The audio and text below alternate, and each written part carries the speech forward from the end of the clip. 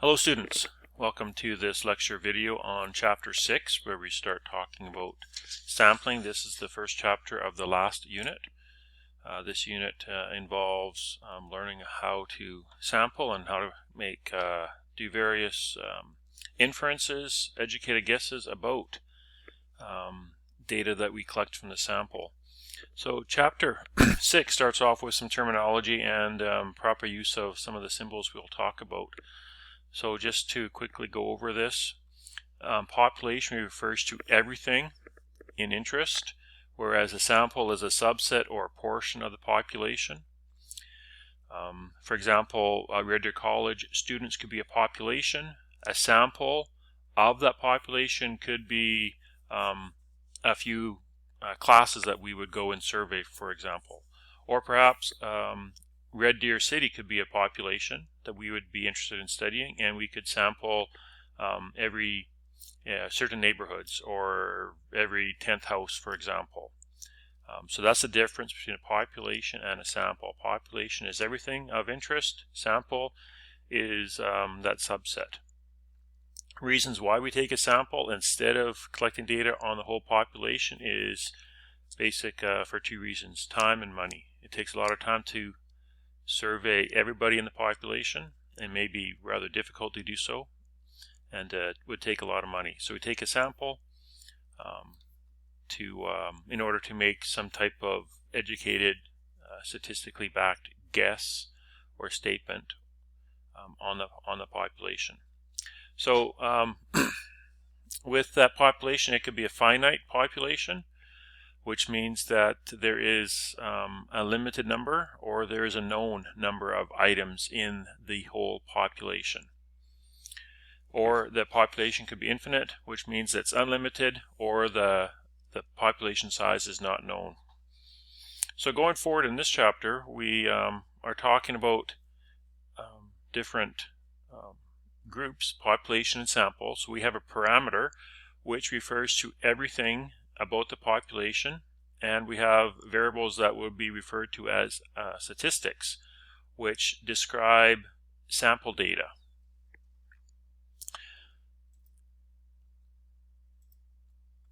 So when we talk about the population and the sample, we will be talking about the population average or the population mean, as well as we will be talking about the sample average or the sample mean.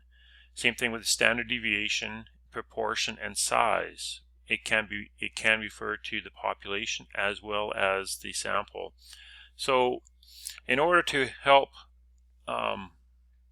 clarify some of these differences here, where's my pen?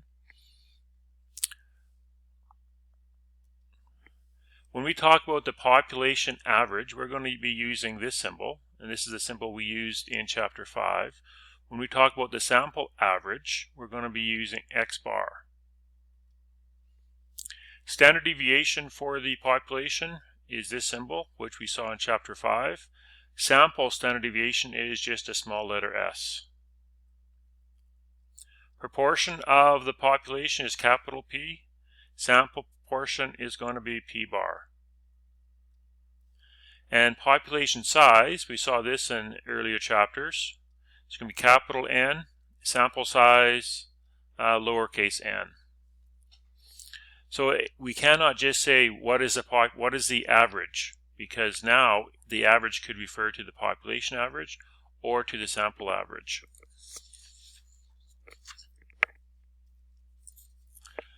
So when we are collecting data from the sample, there's a few things we need to understand about the sample and about the values that we could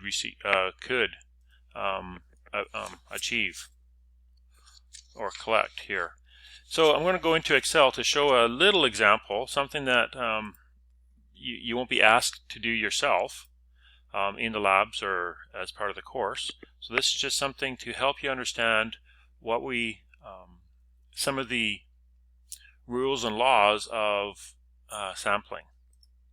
I'm going to go into data analysis. I'm going to go into random number generator. This is a really great party trick.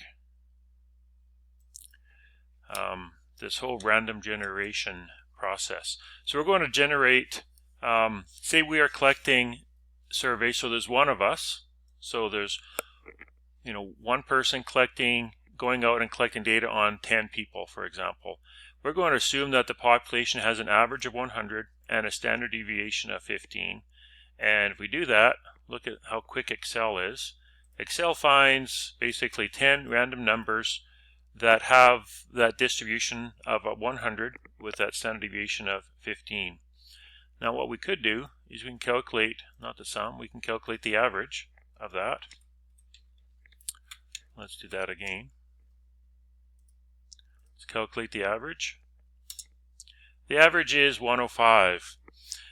Now say if we did this average again, or this survey again, say if we went out and asked 10 other people whatever this question is, would we get this same average? So let's just do that. Data analysis. Once again, process you won't have to do, and we're going to collect data on 10 other people. Let's find the average of those 10 people.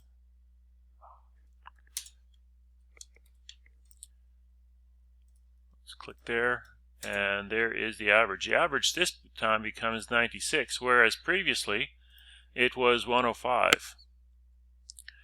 So what happens if we were to, instead of just collecting data on 10 people, we were to collect data on 100 people? So let's go back into data analysis. And I know you're probably thinking, whoa, Willoughby, this is way too much. But I believe in the power of Excel. And instead of only you collecting that data, you're going to ask 99 of your friends to collect data as well. So we have 100 people going out into the city of Red Deer, for example, knocking on 100 doors and asking them one question about, how much money they have in their pockets right now, kind of thing. So we believe the average is 100, standard deviation is 15, and we're going to let Excel do this. And look at the beauty of Excel. Just amazing. If you really look in those numbers, it starts looking like a whole bunch of matrix things happening. So all the columns A, B, C, D, all the way down to whatever 100 columns is, basically represents, I'm going to hide all of these, basically represents you and your 99 friends collecting data on the residents of Red Deer. So we're going to hide these, we're going to hide the middle 90 or so rows as well. The numbers are still there, so we can go here and calculate an average. If we copy that across, we're only going to be seeing 6 of them, but you can see that they are all going to be different. Let's put these to at least one decimal place. So they're pretty close to that average of 100. What I did earlier is we can easily graph this, right? We have 100 averages. I'm only showing 6, but there are 100 averages. There's 100 samples. We've calculated an average from each sample. So you and your 99 friends did a quick calculation. What was the average of your sample data? Each of you had slightly different. What we could do is we could graph this, which I've done previously, and look at that graph. Some are low, some are high, most are right in the middle. Looks like that normal distribution or bell curve. And that's something that's important for this section, is that if we assume that the population is normally distributed, sample data should indicate something about that population values as well.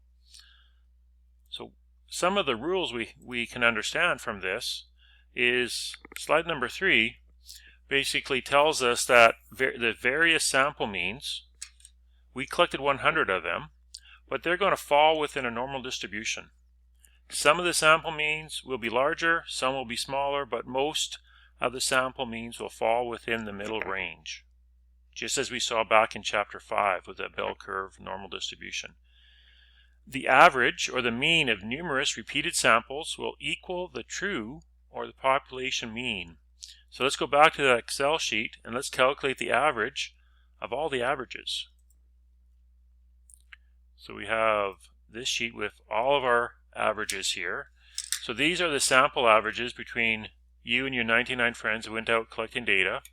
And if we take the average, or calculate the average of all the sample averages, we're going to get a value very close to the assumed or known population average. So this here is the, let's just write that in there, average of all the averages. So if you had more friends than 99, and if we had enough time and money to survey more than 100 households each, we'd have more sample data, we'd have more sample averages, and this average is going to become even closer to that true population average. Looking back here, and when you only had 10 friends, or you only went out yourself to collect data on 10 households, the average was 96. Previously it was 105. So even if we take the average of those two,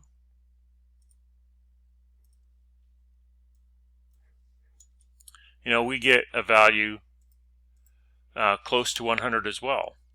So this just shows that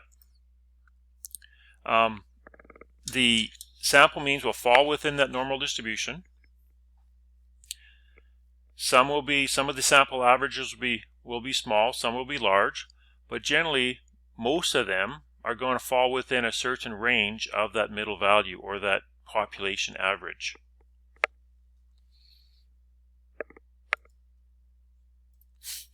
One thing we can calculate as well is the standard deviation of the sample means. So as we did, we took numerous sample means, or we took numerous samples, we calculated the average.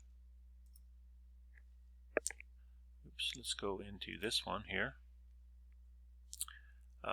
We're in this one. What happens if we were to calculate the standard deviation of all the sample means?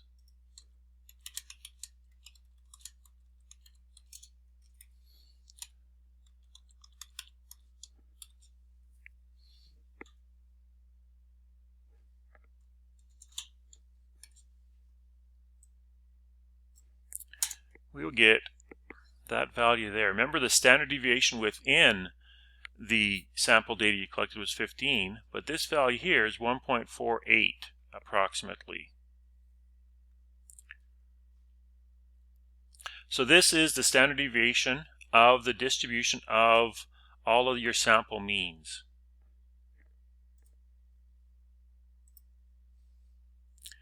Okay, so instead of referring to it as a standard deviation of the sample means, we are going to refer to it as the standard error of the mean. Just a simpler way of saying what the standard deviation of the sample means. We can just say the standard error of the mean.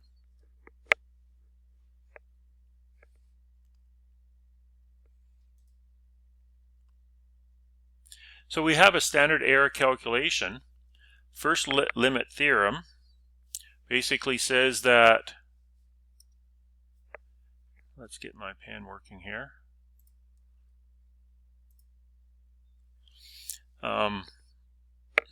The standard error calculation is something we can calculate without having to go into Excel.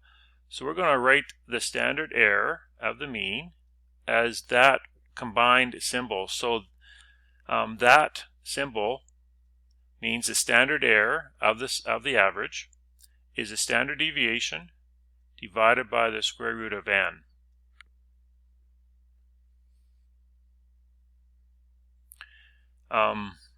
So let's go into Excel one last time here. So we know the standard error of the mean equals the standard deviation